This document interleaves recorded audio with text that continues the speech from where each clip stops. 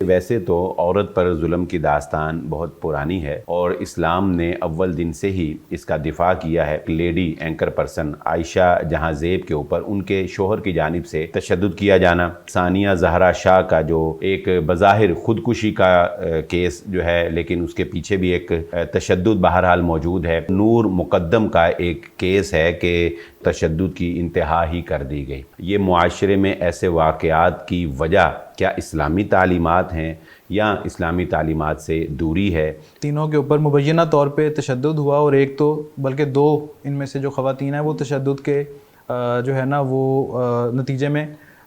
دنیا سے ہی کوچ کر گئیں۔ مرد کو یہ کہا گیا کہ اگر عورت جو ہے وہ نافرمان ہے یا عورت جو ہے وہ حدود اللہ سے یا جو ایک پورا گھر کا سسٹم ہے اس کو خراب کر رہی ہے تو پھر اس کو پیار محبت سے سمجھایا جائے گا۔ اپنی ناراضگی کی شدت کا اظہار کرنے کے لیے اس سے اپنا بستر الگ کر لے گا۔ ایسے نہیں مارنا کہ نشان پڑے، ہڈی کے اوپر مارنے سے نبی صلی اللہ علیہ وآلہ وسلم نے منع کیا۔ وہ اسے اصلاح کی نیت سے ہلکا پھلکا اس کو مار سکتا ہے۔ اصل بات جو بغاوت یا سرکشی کی ایکچول ڈیفینیشن ہے وہ یہ ہے کہ آپ کسی بندے کو جس کو ہائر اتھارٹی نے آپ کے اوپر بطور سربراہ یا نگران کے مقرر کر دیا ہے، آپ اس کی اتھارٹی کو تسلیم نہ کریں، یہ تو بغاوت کی دنیاوی تعریف ہے۔ بالکل بالکل ایسے اس کے اوپر تو اختلاف ہی کوئی نہیں ہے۔ فیمنزم کی پوری تحریک وہ اس بغاوت کے اوپر کھڑی۔ سب سے مؤثر قید خانہ وہ ہے جس میں قیدی کو یہ محسوس ہو کہ وہ آزاد فضا میں ہے۔ بسم اللہ الرحمن الرحیم۔ ناظرین، اے بی میڈیا پلیٹ فارم پر ایک مرتبہ پھر ہمارے ساتھ موجود ہیں جناب ڈاکٹر عزیر سرویا صاحب، کسی تعارف کے محتاج نہیں ہیں۔ آج ڈاکٹر صاحب ایک بڑے ہی حساس موضوع کے اوپر ہمارے ساتھ بات چیت کریں گے۔ ڈاکٹر صاحب کے بھی کچھ سوالات ہیں جن کو ہم ڈسکس کریں گے، کچھ ڈاکٹر صاحب سے ہم پوچھیں گے۔ اور ایشو یہ ہے کہ ویسے تو عورت پر ظلم کی داستان بہت پرانی ہے اور اسلام نے اول دن سے ہی اس کا دفاع کیا ہے اور اس کو تحفظ فراہم کیا ہے، لیکن حالیہ دنوں میں ہونے والے کچھ واقعات جیسا کہ ایک لیڈی اینکر پرسن عائشہ جہاں زیب کے اوپر ان کے شوہر کی جانب سے تشدد کیا جانا اور اس کی بہت سی پکچرز جو ہیں وہ وائرل ہوئیں، اور اسی طرح اس سے پہلے ثانیہ زہرا شاہ کا جو ایک بظاہر خودکشی کا کیس جو ہے لیکن اس کے پیچھے بھی ایک تشدد بہرحال موجود ہے، لیکن وہ مشکوک ہے، ابھی ہم اس کو کوئی دو ٹوک بات نہیں کر سکتے، لیکن بہرحال وہ ظلم بھی عورت کے اوپر روا رکھا گیا۔ اور تھوڑا سا اگر ہم ماضی قریب میں جاتے ہیں تو نور مقدم کا ایک کیس ہے کہ جن کے اوپر ان کے شوہر تو نہیں لیکن بوائے فرینڈ کے جس کو گویا شوہر جیسی ہی حیثیت دے دی جاتی ہے مغربی معاشرے میں، اور آہستہ آہستہ اس کلچر کو فروغ دیا جا رہا ہے، اس کی جانب سے تو تشدد کی انتہا ہی کر دی گئی۔ اس سارے واقعات کے تناظر میں ہم یہ دیکھیں گے کہ اسلام جو ہے وہ اس بارے میں کیا کہتا ہے، یہ معاشرے میں ایسے واقعات کی وجہ کیا اسلامی تعلیمات ہیں یا اسلامی تعلیمات سے دوری ہے، مغربی تعلیمات کا یہ اثر ہے یا کیا ہے، ان کی روک تھام کے لیے کیا اقدامات جو ہے وہ کیے جا سکتے ہیں۔ بہت سے سوالات جو آپ کے ذہن میں بھی ہیں وہ بھی آپ ڈاکٹر صاحب سے کومنٹس میں پوچھ سکتے ہیں۔ بہت شکریہ ڈاکٹر صاحب، آپ نے وقت دیا اور یقیناً آپ کا وقت جو ہے وہ بہت قیمتی ہے۔ بہت شکریہ بلال بھائی مجھے انوائٹ کرنے کا، اور آج جو ساری گفتگو ہے اس میں پہلے تو جو ہے نا وہ دفاع پہ میں ہوتا ہوں، لیکن آج آپ کی باری ہوگی۔ جی ظاہر ہے، پہلے وہ ڈاکٹر ہونے کی حیثیت سے آپ ذرا رہتے ہیں دفاع پہ۔ آج کا جو معاملہ ہے نا وہ تو مولویوں کے خلاف چارج شیٹ ہے، تو چارج شیٹ میں تیار کر کے لایا ہوں۔ جی ٹھیک ہے جی۔ ابھی آپ نے جو 3 واقعات ذکر کیے، عائشہ جہاں زیب کا اور نور مقدم کا اور ثانیہ زہرا کا، ان تینوں واقعات میں جو قدر مشترک ہے وہ یہ ہے کہ تینوں کے اوپر مبینہ طور پہ تشدد ہوا اور ایک تو بلکہ دو ان میں سے جو خواتین ہیں وہ تشدد کے جو ہے نا وہ نتیجے میں دنیا سے ہی کوچ کر گئیں۔ تو لوگوں کا یہ خیال ہے کہ اسلام کے اندر جو ہلکے پھلکے تشدد کی، ویسے اس آیت میں جو میں نے اس آیت کو پڑھا اس میں ہلکے پھلکے کی تصریح نہیں ہے، ہلکے پھلکے تشدد کی جو جسٹیفائی کیا جاتا ہے اس کا جواز موجود ہے۔ لوگ کہتے ہیں کہ قرآن کے اندر اس بات کی اجازت موجود ہے کہ جو شوہر ہے وہ اپنی بیوی کے اوپر تشدد کر سکتا ہے۔ تو لوگ یہ پوچھتے ہیں اور یہ بہت سارے لوگوں کے دل میں سوال آتا ہے کہ جس مذہب میں شوہر کو یہ اجازت ہے کہ وہ عورت کے اوپر اپنی بیوی کے اوپر تشدد کر سکتا ہے، اس مذہب کے ماننے والے عائشہ جہاں زیب، ثانیہ زہرا یا نور مقدم کے کیس کو کس منہ سے اس کی مذمت کر سکتے ہیں؟ اس کے اوپر آپ کا کیا خیال ہے؟ ڈاکٹر صاحب دیکھیں، سب سے پہلے تو ایک بڑی ہی پوائنٹ اور نقطے کی بات جو ہے وہ ہمارے عوام کو سمجھنی چاہیے کہ دین اسلام کبھی بھی کسی ایک آیت یا کسی آیت کے ایک لفظ کو لے کر سمجھا نہیں جا سکتا. یعنی ایسا نہیں ہے کہ آپ ایک آیت کو لے لیں اور کہیں کہ اس آیت میں یہ حکم ہے تو لہٰذا اس کے اوپر آپ تنقید شروع کر دیں، جب تک کہ آپ اس موضوع کے متعلق اسلام کی دیگر تعلیمات جو ہیں ان کا مطالعہ نہیں کرتے اور ایک پورا تجزیہ تیار نہیں کرتے کہ اسلام نے اس ٹوٹل نظام کے بارے میں کیا تعلیمات دی. تو اب دیکھیں، بظاہر تو یہ اب جس طرح کہ آپ نے ذکر کیا سورۃ النساء کی آیت نمبر 34 جس میں وَضْرِبُوهُنَّ کے الفاظ ہیں. اچھا، لیکن وہ وَضْرِبُوهُنَّ لغوی اعتبار سے تو ہم مارنا ہی کہیں گے، ٹھیک ہے، اس کو آپ چاہے ترجمہ تبدیل کرنے کی کوشش کریں، وہ سب بے معنی سی باتیں. حقیقت پسند انسان کو ہونا چاہیے، اور حقیقت یہ ہے کہ وَضْرِبُوهُنَّ کا معنی کیا ہے؟ مارنا. یعنی قرآن مجید نے مرد کو، عورت کو مارنے کی اس آیت میں اجازت دی ہے. اب آپ نے ایک بات کہی اپنی گفتگو میں کہ ہلکا پھلکا مارنا، اور آپ نے کہا کہ اس لفظ میں تو ہلکے پھلکے کا کوئی معنی نہیں ہے، لیکن ہلکا پھلکا مارنا ہمیں کہاں سے پتہ چلے گا؟ اب وہ میری پہلے والی بات کہ ایک آیت کو نہیں دیکھنا بلکہ ہم نے پورے قرآن کو دیکھنا ہے. اب پورے قرآن کو جب ہم دیکھتے ہیں تو اسی قرآن میں ہمیں یہ لکھا ہے کہ لَقَدْ كَانَ لَكُمْ فِي رَسُولِ اللَّهِ أُسْوَةٌ حَسَنَةٌ، کہ قرآن مجید یہ کہتا ہے کہ تم نے اگر قرآن کی عملی تصویر دیکھنی ہے تو محمد الرسول اللہ صلی اللہ علیہ وسلم کو دیکھو. اب نبی صلی اللہ علیہ وآلہ وسلم نے مار کو ڈیفائن کرتے ہوئے کیا کہا؟ سب سے پہلے تو ایک اس بات کا مطلقاً اللہ کے نبی صلی اللہ علیہ وسلم نے منع فرما دیا کہ کسی کو بھی چہرے پر نہیں مارنا، ایک بات. دوسری بات، اللہ کے نبی صلی اللہ علیہ وسلم کا اپنا عمل یہ تھا کہ عورت تو ایک طرف، نبی صلی اللہ علیہ وسلم نے اپنی ساری زندگی میں کبھی اپنے کسی ملازم کو بھی ایک ہلکا سا تھپڑ بھی نہیں مارا تھا، بلکہ تھپڑ سے بھی اگر کوئی نیچے لفظ ہو تو وہ بھی استعمال کیا جا سکتا ہے کہ وہ بھی اللہ کے نبی صلی اللہ علیہ وسلم نے کسی کے اوپر جو ہے وہ نہیں اٹھایا ہاتھ. اچھا، پھر اس سے آگے اللہ کے نبی صلی اللہ علیہ وآلہ وسلم نے مرد کو یہ بھی تلقین کی کہ اگر یہ، اچھا، یہ مارنے کی جو اجازت ہے نا، یہ بھی سمجھنے کی بات ہے کہ یہ بھی سٹیپس میں ہے. یعنی پہلے مرد کو یہ کہا گیا کہ اگر عورت جو ہے وہ نافرمان ہے یا عورت جو ہے وہ حدود اللہ سے یا جو ایک پورا گھر کا سسٹم ہے اس کو خراب کر رہی ہے تو پھر اس کو پیار محبت سے سمجھایا جائے گا. اگر وہ نہیں سمجھتی تو دوسرا سٹیپ یہ ہے کہ مرد اپنی ناراضگی کی شدت کا اظہار کرنے کے لیے اس سے اپنا بستر الگ کر لے گا. اور تیسری صورت یہ ہے کہ اگر وہ پھر بھی نہیں باز آتی تو پھر یہاں میں ایک لفظ استعمال کرنے لگا ہوں، یہ اصل میرا خیال ہے کہ یہ لفظ اگر سمجھ آ جائے گا تو بہت سی بات سمجھ آئے گی. پھر اسے اصلاح کی نیت سے، اس کی اصلاح چاہتے ہوئے، انتقاماً نہیں بلکہ اس کی اصلاح کی نیت سے مرد کو یہ اجازت دی ہے کہ اسے ہلکا پھلکا، وہ ہلکا پھلکا نبی صلی اللہ علیہ وسلم نے ڈیفائن کیا کہ ایسے نہیں مارنا کہ نشان پڑے، ہڈی کے اوپر مارنے سے نبی صلی اللہ علیہ وآلہ وسلم نے منع کیا. تو وہ اسے اصلاح کی نیت سے ہلکا پھلکا اس کو مار سکتا ہے. یہ دین اسلام نے تیسرے سٹیپ میں جا کے اس کو جو ہے وہ اجازت دی ہے. اب اس پر، یہ اجازت پر کسی کو اگر اعتراض ہے کہ یہ اجازت کیوں دی ہے تو پھر اس کے لیے ہمیں دوسری طرف جانا پڑے گا کہ جب اس آیت کا جو پہلا حصہ ہے کہ الرجال قوامون علی النساء، کہ جب اس خاندانی نظام میں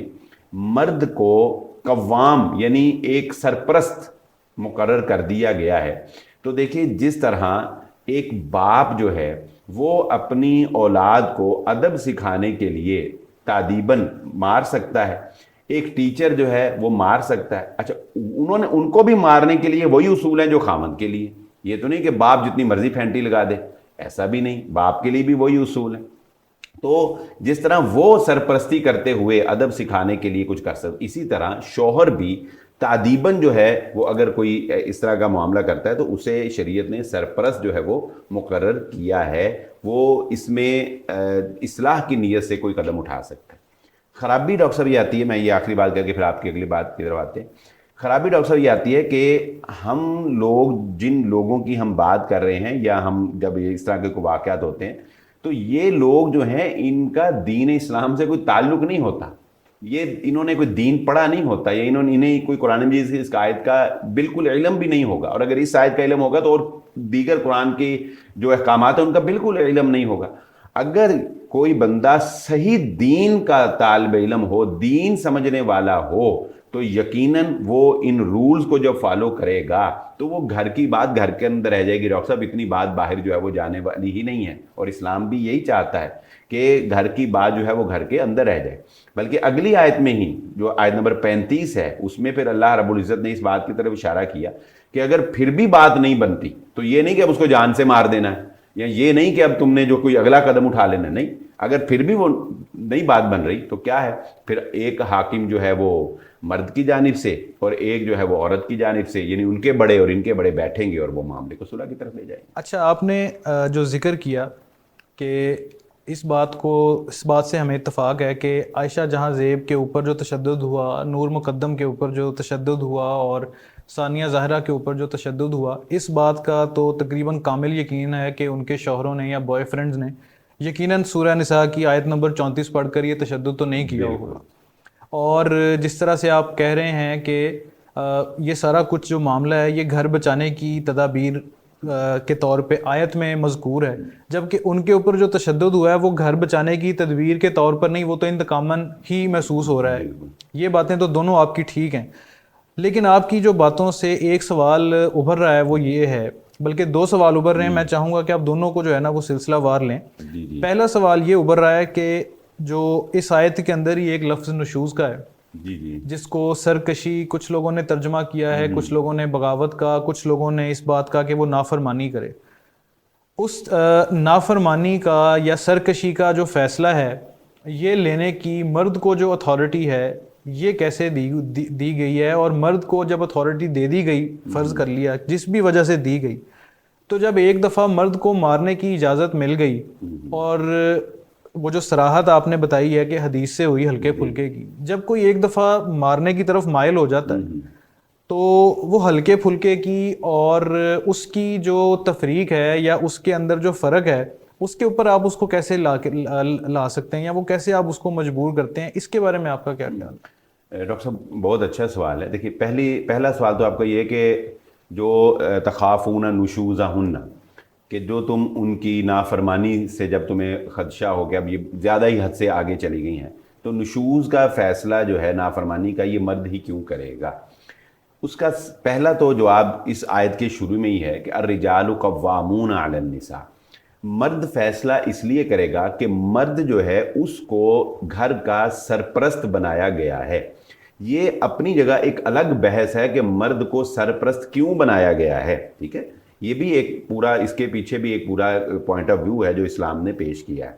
اب جب مرد جو ہے اس کو سرپرست بنایا گیا ہے تو ظاہر ہے کہ کسی بھی ادارے میں جو سرپرست ہوتا ہے اس کے اندر ہی یہ صلاحیت موجود ہوتی ہے کہ وہ یہ فیصلہ کرے کہ کون سا بندہ گھر کا فرد جو ہے یا کوئی ادارے کا فرد جو ہے اس کے ذمے جو کام لگایا تھا اس نے اس کام کو صحیح طریقے سے سر انجام دیا یا نہیں دیا۔ ایک بات۔ دوسری بات، نشوز کا فیصلہ کرنا یہ بالکل مشکل نہیں ہے، اس لیے کہ دین اسلام نے ایک گھر کو چلانے کے لیے مکمل رولز بتا دیے ہیں کہ ایک گھر کو چلانے کے لیے عورت کی یہ ذمہ داریاں ہیں، مرد کی یہ ذمہ داریاں ہیں، عورت کے یہ حقوق ہیں، مرد کے یہ حقوق ہیں۔ جب کوئی عورت ان پیرامیٹرز کو فالو نہیں کر رہی جو اسلام نے بتائے ہیں تو مرد ظاہری سی بات ہے کہ بڑی آسانی سے یہ فیصلہ کر سکتا ہے کہ یہ عورت جو ہے یہ نافرمان ہو رہی ہے۔ مثال کے طور پہ عورت کو رسول اللہ صلی اللہ علیہ وآلہ وسلم نے سب سے اہم ذمہ داری جو دی ہے وہ تربیت اولاد ہے، اولاد کی تربیت کی ذمہ داری۔ اب اگر ایک عورت جو ہے وہ اپنے، معذرت سے کہنا چاہوں گا آج کل کے دور کے حساب سے، کہ وہ اپنے میڈیا کی مصروفیات میں مصروف ہے، ٹھیک ہے، یا وہ اس کی کوئی اور سوشل ایکٹیویٹیز ہیں، اور بچے جو ہیں وہ ان کو موبائل پکڑا کے جو ہے اس کے آرے لگایا ہوا ہے. تو اب مجھے بتائیے کہ خاوند کے لیے کیا یہ فیصلہ کرنا مشکل ہے کہ یہ نافرمانی میں جا رہا ہے؟ اسی طرح عورت کی ذمہ داری ہے کہ وہ خاوند کی خدمت بجا لائے، یعنی وہ بہت سی خدمات جو گھریلو بھی ہیں دیگر بھی ہیں وہ خدمت بجا لائے. اب جب وہ نہیں پورا کرے گی تو عورت کے لیے، مرد کے لیے، خاوند کے لیے فیصلہ کرنا بہت آسان ہے. تو اس لیے میرا نہیں خیال کہ یہ کوئی اتنی مشکل سی بات ہے کہ نشوز کا حق خاوند کو کیوں دیا گیا، یا خاوند کے لیے اس کا فیصلہ کرنا جو ہے وہ کوئی مشکل کی بات ہے. ظاہر ہے یہ حق کسی ایک کو تو دینا ہی ہے نا، کوئی ایک ہی سرپرست ہے اور سرپرست نے ہی یہ فیصلہ کرنا ہے. ایسا تو نہیں ہو سکتا کہ آپ کسی انسان ایک ادارے میں جو ہے وہ سب کو یہ حق دے دیں کہ وہ خود ہی اپنے جو ہے وہ نافرمانی کو بھی ڈیفائن کر لیں اور اپنی سزاؤں کو بھی جو ہے وہ ڈیفائن کر لیں. ایسے تو نظام زندگی جو ہے وہ چل نہیں سکتا. دوسرا سوال یہ تھا کہ جب کسی کو مارنے کی اجازت ایک دفعہ مل جائے تو اس مارنے کی جو انٹینسٹی ہے یا اس مارنے کی جو شدت ہے اس کو روک تو نہیں سکتا، اس کو لمٹ کیسے کیا جائے؟ اس کو لمٹ کرنے کے لیے بھی کوئی مذہب کے اندر کوئی لمٹ؟ بالکل ڈاکٹر صاحب، اس کا جواب جو ہم نے پہلے بات کہی میرا خیال ہے کہ اسی میں کور ہو جائے گا کہ عام طور پہ اس طرح کے یا جتنے بھی اس طرح کے واقعات ہیں نا، اس میں جو مارا جاتا ہے نا وہ مارا جاتا ہے انتقام کے جذبے سے یا غصے کے عالم میں. جبکہ قرآن نے جو مارنے کی اجازت دی ہے نا وہ نہ تو انتقاماً ہے اور نہ ہی غصے کی حالت میں، بلکہ اسلام نے اس کو کول کیا ہے. کیوں، کیسے کول کیا ہے کہ پہلے سٹیپ میں تم نے اس کو سمجھانا ہے. سمجھانے سے کافی سارے معاملات کلیئر ہو جائیں گے اور سمجھانے میں کافی سارا غصہ انسان کا نکل جائے گا. دوسرا پھر جب اس کا بستر الگ کرنا ہے، تو جب بستر الگ کرنا ہے تو یہ ایک دوسرا جو جدائی ہے اس میں بھی اس کا بہت سا جو غبار ہے وہ ہلکا ہوگا. پھر تیسرا، جب اس نے اس کو مارنے کی طرف جانا ہے تو وہ مار کسی لڑائی جھگڑے کے نتیجے میں نہیں ہے، یا وہ مار کسی چیخ چہاڑے کے نتیجے میں نہیں ہے، بلکہ وہ مار اس کی اصلاح کے نتیجے میں تیسرا سٹیپ سمجھتے ہوئے ہے. اور میں پوری ذمہ داری سے، آپ میری اس بات کی تائید بھی کریں گے اور ناظرین بھی تائید کریں گے کہ اگر اس تیسرے سٹیپ پہ کوئی مارتا ہے تو کبھی بھی وہ تشدد نہیں ہوگا. ہمیشہ تشدد کا رویہ کب ہوگا؟ جب یہ مادہ پرستی، کوئی لالچ پیچھے آئے گا، یا کوئی انتقامانہ کاروائی جو ہے وہ پیچھے آئے گی، یا غصے میں انسان آپے سے باہر ہو جائے تو اس میں ہی آئے گا. اچھا، پھر جب ہم اسلام کو اسٹڈی کرتے ہیں تو ان ساری چیزوں کو کنٹرول کرنے کی پھر اسلام نے پورا ایک نظام دیا ہے. غصے میں کیا کرنا ہے، مادہ پرستی جو ہے اس کے لیے کیسے اپنے آپ کو جو ہے کرنا ہے. تو بات یہ ہے کہ اس ایک آیت کو لے کے تو نہیں نا ہم کہہ سکتے ہیں کہ سارا اسلام جو ہے وہ اس پہ ہی آ گیا. ایک مسلمان جو ہے جب وہ پورے اسلام کو فالو کرتا ہے تو بڑی اچھی لائف میں وہ اس کو انجوائے کرتا ہے. جی، یہ جو آپ نے بات کی ہے یہ اس سے واقعی ایک ریلیونس ضرور بنتی ہے. مثال کے طور پہ بھی میں اپنے مطالعے کے سلسلے میں دیکھ رہا تھا کہ یو ایس اے میں ہر 4 میں سے ایک خاتون وہ ڈومیسٹک وائلنس کا شکار رہی ہے، لیکن ہم دیکھتے ہیں کہ ان کا عدالتی نظام اور معاملات ہیں تو ان کو جب ہم دیکھتے ہیں ان کے ماڈل کو، تو ان کے ماڈل کو دیکھتے ہوئے یہ خیال آتا ہے کہ کیا یہ اچھا نہ ہوتا کہ بجائے اس کے کہ مرد جو ہے نا وہ نافرمانیوں کا اور سرکشیوں کا فیصلہ کر کے، تو بجائے کہ تشدد کو اور اس طرف معاملات جانے کی بجائے یہ سارا معاملہ اٹھا کے پہلے دن سے ہی جہاں پہ کوئی مسئلہ ہو وہ عدالت میں چلا جاتا. آپ کا کیا خیال ہے اس پہ؟ ڈاکٹر صاحب دیکھیں، میں نے پہلے بھی اس بات کو تھوڑا سا اشارتاً کہا تھا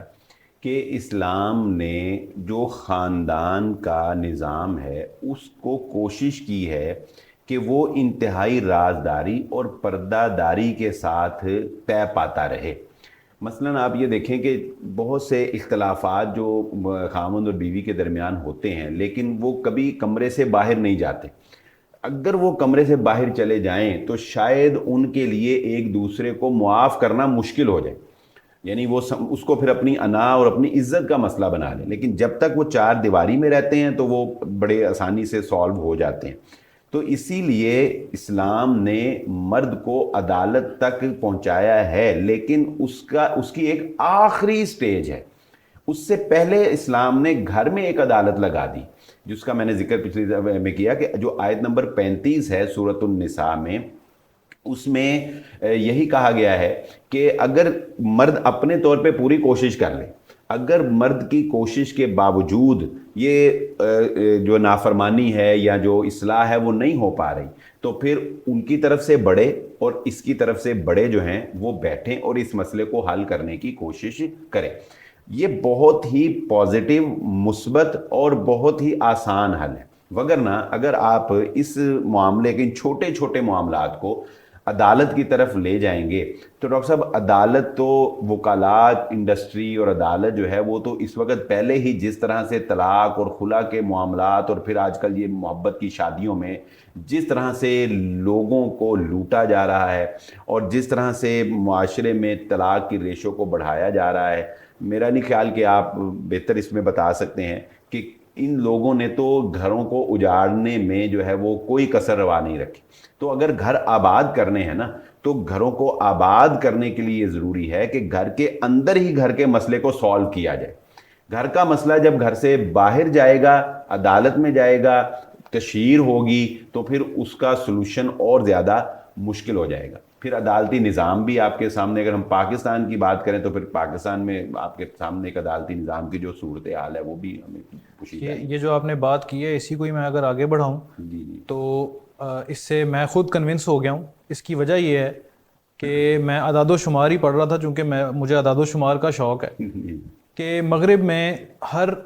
جو ہے نا وہ 5 سال میں کوئی شادی اگر ہوتی ہے تو 5 سال کے بعد صورتحال یہ ہوتی ہے کہ ہر 4 میں سے صرف ایک شادی باقی ہوتی ہے.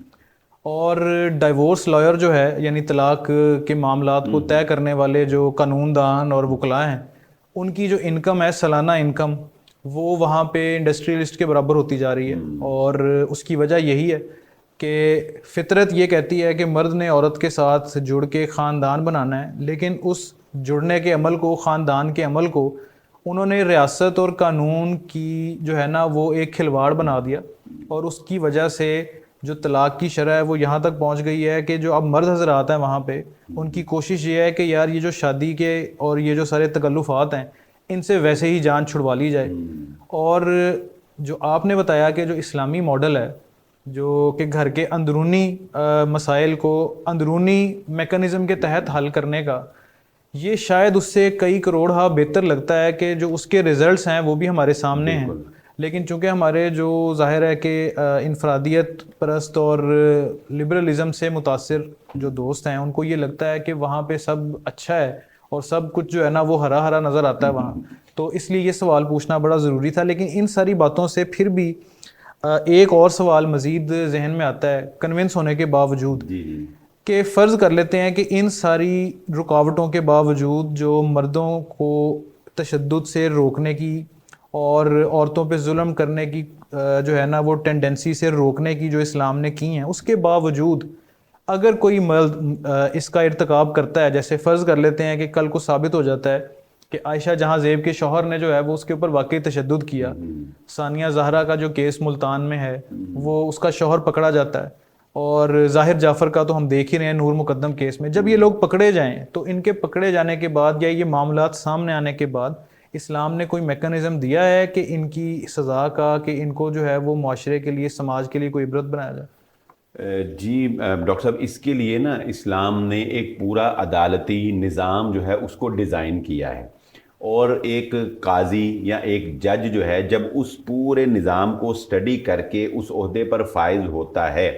تو وہ جج یہ فیصلہ کرے گا کہ اس کا جرم کس نوعیت کا ہے اور اس جرم کو آئندہ روکنے کے لیے اس مجرم کو کس نوعیت کی سزا دی جا سکتی ہے. اسلام نے کچھ اصول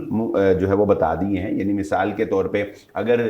جو قتل ہے تو اس کے بدلے قتل ہے، اگر چوری ہے تو اس کے بدلے ہاتھ کاٹا جانا ہے، اگر کسی نے کسی کا دانت توڑا ہے تو اس کے بدلے اس کا دانت توڑا جائے گا، اگر کسی نے کسی کی کوئی جسم کا کوئی بھی عضو جو ہے اس کو متاثر کیا تو اس طرح کے اس کے ساتھ جو ہے وہ بدلہ لیا جائے گا. تو یہ جو فیصلہ ہے یہ قاضی کرتا ہے، کیونکہ تشدد کی نوعیت مختلف ہے، کرنے والے کی نوعیت مختلف ہے، معاشرے جو ہے کے اوپر اس کے اثرات جو ہیں وہ مختلف ہیں، فساد فی الارض جو ہے اس کا کتنا ارتکاب ہوا ہے اس کی نوعیت مختلف ہے. تو یہ قاضی جو ہے وہ یہ فیصلہ کرتا ہے کہ اس کا جو ظلم ہے یا اس کا جو جرم ہے وہ کس نوعیت کا ہے، اور اس کے مطابق پھر قاضی جو ہے وہ اس کو سزا جو ہے وہ سناتا ہے۔ فرض کر لیا کہ کوئی عورت قاضی کے پاس گئی اور اس نے یہ معاملہ کیا، کیا اس بات کا احتمال تو موجود نہیں ہے کہ قاضی سورہ نساء کی آیت نمبر 34 کو حوالہ بناتے ہوئے اس واضح نظر آنے والے تشدد کو ایک ڈیفنس جو ہے نا وہ اس کا کر دے کہ نہیں جی یہ تو اس کا حق ہے؟ نہیں، ایسا نہیں ہو سکتا۔ اس کی وجہ یہ ہے کہ قاضی جو ہے اس نے اسلام اگر پڑھا ہوگا تو اس کو یہ پتا ہوگا کہ شوہر کو اتنا مارنے کی اجازت ہی نہیں ہے کہ جو نشان ڈالے یا جس کو ہم مار کہہ سکیں یا جس کو ہم تشدد کہہ سکیں، وہ جتنا کہ مارنے کی اجازت ہے وہ تو بس گھر میں بات ہلکی سی یعنی ختم ہو جائے گی۔ نہیں آپ سمجھ لیں کہ سر پہ کوئی ایسے کر دیا، کوئی جس طرح بچے کو اگر ایک باپ رحم دل باپ مارتا ہے تو ایسا تو نہیں مارتا نا، بڑے حساب سے مارتا ہے کہ اس کو چوٹ لگے لیکن بس اس کو یہ پتہ لگے کہ مجھے مار پڑی، لیکن خدا نہ خاصا اگلی اسٹیج تک نہ جائے۔ تو وہ ایسا امکان نہیں ہے بالکل بھی اسلامی تعلیمات کی روشنی میں کہ وہ قاضی جو ہے وہ اس کو جو ہے وہ تشدد کو جو ہے وہ شوہر کے پلڑے میں ڈال کے اس کو بری کر دے، ایسا نہیں ہو سکتا۔ بہت شکریہ بلال بھائی، آپ نے کنفیوژنس کا بڑا اچھا احاطہ کیا۔ اس سارے موضوع کے اندر جو 3 الفاظ جو اس سورہ نساء آیت نمبر 34 کے جو میں سمجھتا ہوں کہ جو کی ورڈز ہیں، جی قوام، مرد کا قوام ہونا، اور نشوز جو سرکشی یا بغاوت عورت کی، اور ضرب کا لفظ، یہ 3 کی ورڈز ہیں۔ ان 3 کی ورڈز میں سے نشوز اور ضرب کو تو ہم نے بہت اچھا ڈسکس کر لیا۔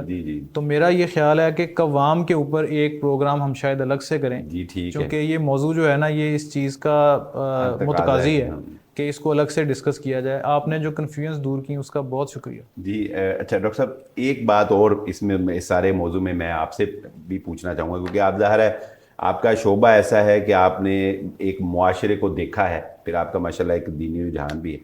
اس سارے معاملے میں ہم نے اسلامی تعلیمات کو ڈسکس کیا، مرد نے جو ظلم کیا ہم نے اس کو بھی ڈسکس کیا، لیکن یہاں پہ ہمیں یہ بھی تو تھوڑا سا دیکھنا چاہیے، آپ کا اس بارے میں کیا اوپینین ہے کہ آپ کا تجربہ جو اس وقت ہمارے معاشرے کی خاندانی صورتحال ہے، کیا خواتین جو ہیں وہ اس حد تک نہیں پہنچ چکی کہ مرد کو مجبور کر دیتی ہیں کہ وہ کوئی بڑا قدم جو ہے وہ اٹھا لیتا ہے؟ کہ ایسا بھی کوئی، ہم اس کو میں اس کو دفاع نہیں کر رہا، جو ہوا وہ غلط ہوا، اور اگر کوئی مرد کرے گا تو وہ غلط ہی کرے گا، لیکن عورت کی بھی کیا کوئی ذمہ داری بنتی ہے کہ وہ بھی تو اپنے آپ کو تھوڑا سا جو ہے وہ لمیٹڈ رکھے؟ اصل مسئلہ جس کی طرف ہم نے اشارہ کیا، اور میں نے اسی لیے کہا کہ یہ جو قوام ہونے کی ذمہ داری مرد کے اوپر ہے، یہ بہت بھاری ذمہ داری ہے۔ جب ہم معاشرے میں باہر نکل کے اب دیکھتے ہیں تو آپ یونیورسٹیوں میں، کالجوں میں چلے جائیں، وہاں پہ جیسے میں نے یہ آپ کے سامنے سوال رکھے، یہ سوال میرے ذاتی نہیں تھے، میں نے اس آیت کو جب ڈسکس کیا سوشل میڈیا پہ تو وہاں پہ بہت سارے لوگ، تو ان کا اعتراض یہیں سے ہی شروع ہو گیا کہ یہ قوام کا، یہ کسی کو نگران مقرر کرنے کا، یہ عورت اور مرد میں سے یہ مرد کو یہ قوام بنا دیا گیا یا نگران بنا دیا گیا، یہ تو ہم مانتے ہی نہیں۔ اصل بات جو بغاوت یا سرکشی کی ایکچوئل ڈیفینیشن ہے وہ یہ ہے کہ آپ کسی بندے کو جس کو ہائر اتھارٹی نے آپ کے اوپر بطور سربراہ یا نگران کے مقرر کر دیا ہے، آپ اس کی اتھارٹی کو تسلیم نہ کریں، یہ تو بغاوت کی دنیاوی تعریف ہے۔ بالکل ایسے، اس کے اوپر تو اختلاف ہی کوئی نہیں ہے۔ اب آپ یہ دیکھیں کہ فیمنزم کی پوری تحریک وہ اس بغاوت کے اوپر کھڑی ہوئی۔ جب آپ نے یہ کہہ دیا کہ قوام ہم کسی کو مانتے ہی نہیں ہیں، جی بالکل، تو اصل بات یہ آ گئی کہ پھر فیصلہ کون کرے گا؟ فیصلہ سازی کس کی ہوگی؟ اس ادارے کا جس کو ہم خاندان کہتے ہیں، اس کا سربراہ کون ہوگا؟ اگر ہر دفعہ وہ لڑ جھگڑ کے ہی فیصلہ ہونا ہے، یعنی ہر شادی کے بعد ایک لڑائی، ایک کمپٹیشن اور ایک کانفلکٹ ہوگا، اور اس کانفلکٹ میں جو فاتح ہے وہ اس کو فتح کرے گا ادارے کو، تو پھر تو معاملہ وہی ہو گیا کہ ہر 5 سال کے بعد ایک ہی شادی 4 میں سے بچے گی۔ اچھا ڈاکٹر صاحب، اس میں دیکھیں انٹرسٹنگ بات یہ ہے کہ عورت اگر مرد کو قوام مان لے، وہ تو اس پہ ایک پوری بحث ہوگی انشاءاللہ، تو عورت کی لائف پرسکون ہے، اور نہ مان کے عورت پریشان ہے۔ اس کا عملی ثبوت مغربی معاشرہ ہے، یعنی وہاں کی عورت جو ہے وہ کماتی بھی ہے، بچے بھی پیدا کرتی ہے، خامند بھی کو بھی اس نے جو ہے وہ خوش کرنا ہے، اور اینڈ اس کا اولڈ ہاؤس ہے، ایسے ہی، ٹھیک ہے، یعنی ساری زندگی محنت کر کے وہ تھک جاتی ہے۔ اگر وہاں کی عورت کو آپ اسلامی عورت کا جو مرد کی حاکمیت میں یا سرپرستی میں رہ رہی ہے، اگر اس کو نظام دکھائیں تو وہ کہیں گے کہ تو جنت میں رہ رہے. دیکھیں نا، عورت کو نہ کمانے کی فکر، نہ اس کو کوئی کسی سے ڈیلنگ کرنے کی فکر، نہ اس کو باہر کے کوئی معاملات کی فکر. یہاں تو آپ تو بہتر جانتے ہیں کہ معاشرے میں کوئی ایک بھی بندے کو ڈیل کرنا جو ہے وہ کتنا مشکل. اس کے لیے کیا ہے، اس کا کھانا پکانا مرد کی ذمہ داری، اس کا پہناوا مرد کی ذمہ داری، اس کی دیگر ضروریات زندگی مرد کی ذمہ داری. اس نے کیا کرنا ہے، اس نے جس صرف گھر میں رہ کے مرد کے لیے جو بھی کھانا پکانا خدمت وہ، اور عورت اولاد کی اچھی تربیت، بس. تو اس کے بدلے اس کی دنیا بھی پرسکون ہے اور آخرت بھی پرسکون، لیکن اس پہ وہ راضی نہیں. یہ اس کو جو آپ نے راضی نہ ہونے کی کیفیت ہے نا، اس کو ایک جو کال ہے اس کے اوپر ہم بات بھی ختم کرتے ہیں. جارج اورویل کا ہے غالباً، اس نے کہا کہ جو سب سے مؤثر قسم کا قید خانہ ہوتا ہے نا، وہ قید خانہ ہوتا ہے جس کے اندر جو قیدی ہے نا اس کو یہ محسوس ہو کہ وہ آزاد فضا میں ہے. اچھا، سب سے مؤثر قید خانہ وہ ہے جس میں قیدی کو یہ محسوس ہو کہ وہ آزاد فضا میں ہے. اچھا. اب اصل بات یہ ہے کہ وہ ساری خواتین انہوں نے جو اپنے اوپر یہ اذیت جو ڈالی ہوئی ہے وہ اس لیے ڈالی ہوئی ہے کہ ان کو آزاد محسوس ہو رہا ہے. ہیں وہ اس قید خانے میں، اور اس قید خانے کا اصل اس کا جو مؤثر ہونے کی نشانی یہ ہے کہ اندر جو سارے لوگ ہیں قیدی ہیں ان کو ایسا لگتا ہے کہ یہ ہماری آزادی ہے اور اس کے اندر ہماری آزادی کا اظہار ہے. اور وہی آزادی اس کے چکر میں آج ہماری خواتین بھی عورت مارچ اور دیگر مارچوں کے اندر ہمیں نظر آتی ہیں. اور اسی کے ضمن میں انشاءاللہ ہم ایک پروگرام اور بھی انشاءاللہ. بہت شکریہ ڈاکٹر صاحب. ناظرین، بہت ہی سیر حاصل گفتگو ڈاکٹر صاحب کے ساتھ اور ڈاکٹر صاحب کے سوالات کی تناظر میں ہوئی. اب آپ لوگ بتا سکتے ہیں کہ اس موضوع کے متعلق جو بھی اشکالات ہیں یا جو بھی آپ کے اذہان میں باتیں ہیں ان کو ہم قرآن و سنت کی روشنی میں حل کر پائے ہیں یا نہیں کر پائے. مزید اس موضوع پہ جو بھی آپ کے سوالات ہوں گے انشاءاللہ ان کو بھی ہم نیکسٹ پروگرام میں لیں گے. اسی کے ساتھ ہمیں اجازت دیجیے. اللہ حافظ.